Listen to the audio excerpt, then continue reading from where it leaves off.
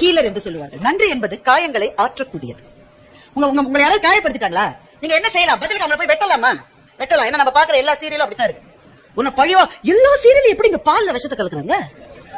நமக்கு கிடைக்க மாட்டேங்குது. கழுத பழி வாங்காமல் விட மாட்டேன். பழி வாங்குவது என்பது ஒரு செயின் மாதிரி, அதுக்கு முடிவே கிடையாது. உங்களை ஒருவர் காயப்படுத்தினால் அவரை பதிலுக்கு காயப்படுத்துவதை நிறுத்திவிட்டு உங்களுக்கு உதவி செய்த யாரோ ஒருவரை கூப்பிட்டு நன்றி சொல்லி பாருங்கள். உங்களுடைய வாழ்க்கையில் நிச்சயமாக ஒரு மாற்றம் வந்தே தீரும். நான் அதைத்தான் செய்தேன். என்னுடைய 2ஆம் கிளாஸ் ஆசிரியர் அகல்யா குமாரி, அவங்க பேரு எங்க இருக்காங்கன்னே தெரியாது.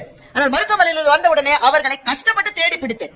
அந்த பள்ளியில இப்போது பணியாற்றுகிற தலைமை ஆசிரியர் போய் பழைய ரெக்கார்ட், அவங்களாம் ரிட்டையர் ஆகி எவ்வளவு வருஷம் இருக்கும், அவங்க எங்கேயோ எப்படி தேடி பிடிச்சிட்டேன். பேச முடியல அவங்களால, கொஞ்சம் பேச்சு தடுமாறுற நிலைமையில தான் இருக்காங்க. தேடி பிடிச்சு ரொம்ப நன்றி டீச்சர். அவங்க சொன்னாங்க, நான் ஒரு தடவை பட்டிமன்றத்தில் பார்க்கும்போது சொல்ல என் புள்ளன்னு சொல்லுவேன். ஏன் அவர்களுக்கு நன்றி என்றால் என்னை முதலில் மேடை ஏற்றி பேச வைத்தவர் அவர்கள்.